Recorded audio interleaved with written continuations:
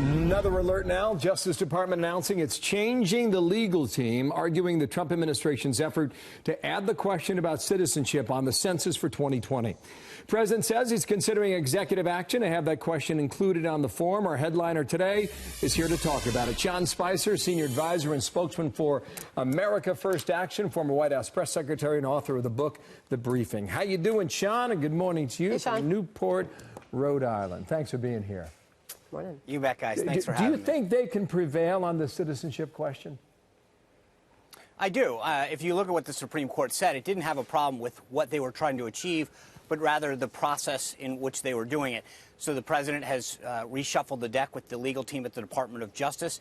They'll refile the papers. And ultimately, I think this will prevail, not just legally, but I think this is because it's a common sense idea. It makes sense. It's supported by the majority of Americans to understand not just how many people are in America, as the census is supposed to do, but how many American citizens we have. And that's an important thing that most Americans would and do support. Here's the president on moving forward with the census. Sean, the latest from him. We're moving ahead with the census. They're asking everything except, are you a citizen of the United States? How ridiculous is that? So we are moving forward. We have a couple of avenues, and our Attorney General is doing a fantastic job in many ways, and I think he's got it under control. President making it very clear there, Sean, that he is and will move forward with this. Absolutely. As I said, I think this is a very common sense idea.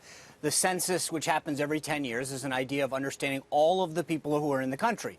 But I think it's equally important to understand how many people are here who are citizens. It allows us to understand how many people are possibly here illegally, how many people are here as temporary workers, how many people are here as green card workers. But it's a very common sense idea that existed for decades in this country up until the 1950s. And I think the president brought it back because it makes sense to understand how many citizens are actually in this country, not just how many people are in this country. Let's go ahead and move to the campaign, okay? Michael Bennet was on Fox News Sunday. From Colorado. He thinks the president's got a rough road to go here. I'll ask you about the economy and all that stuff after you give this a listen from Sunday. We're in the 10th year of an economic recovery that started in 2009. We've had job increases for that entire period of time. It's a record, and I will grant that the president hasn't screwed it up in the first 2.5 years that he's been president. What we don't need, in my view, I think, is a president who's so at war with American tradition. On to say that the president's at war with the judicial system and the media and on and on and on. Question for you. How do Democrats run against this White House if the economy is what it is now? Probably pretty scared, Bill.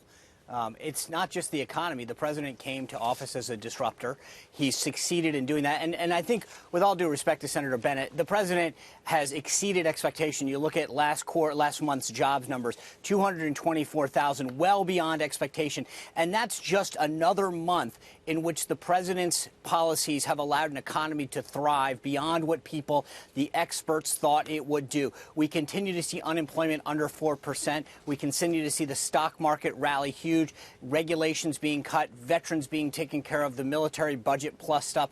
It's not just one thing. I think this president's come to office, he's kept his promises, and he's delivered for the American people, and they're seeing the results. Here are the results. The unemployment rate, July 2019, 3.7%. That's come down a full percentage point since the president took office. 5.61 million jobs have been added. But you're going to hear Democrats, and what we do here is Democrats making the case time and time again as we get closer to 2020, Sean, that this is an economy that's working for everyone. There are pockets of this country people who have not seen the improvements in the economy that you see in those general statistics. How do you address that?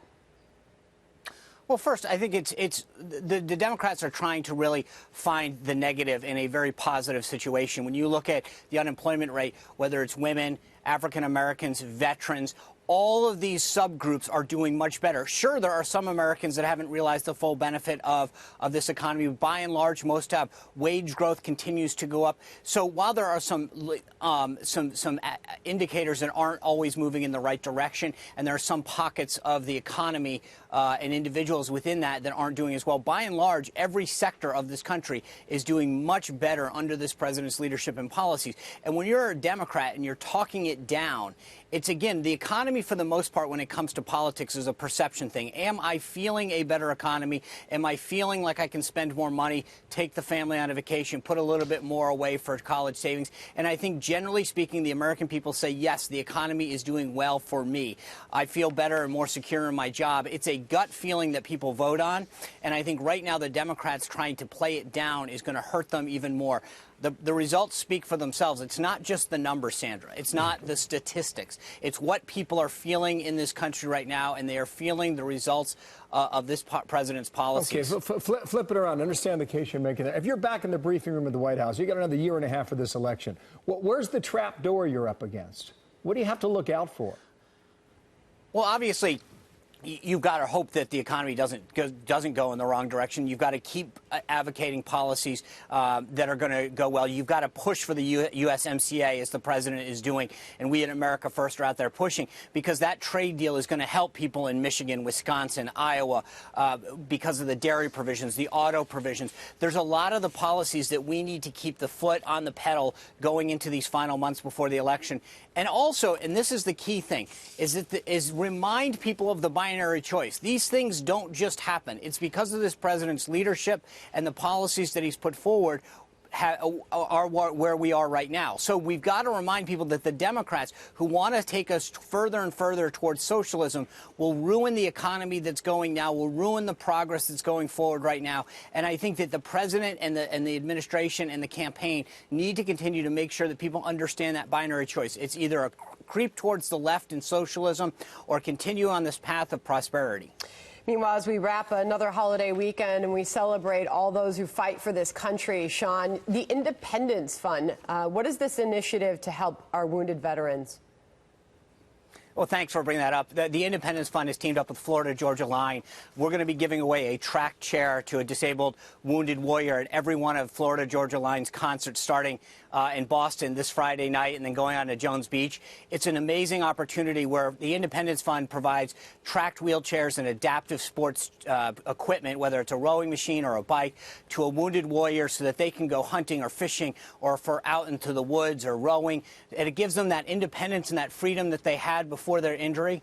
It's going to be a great summer to go out and celebrate these folks and join with Florida Georgia Line and Dan and Shay and go on stage and present these people with a track chair.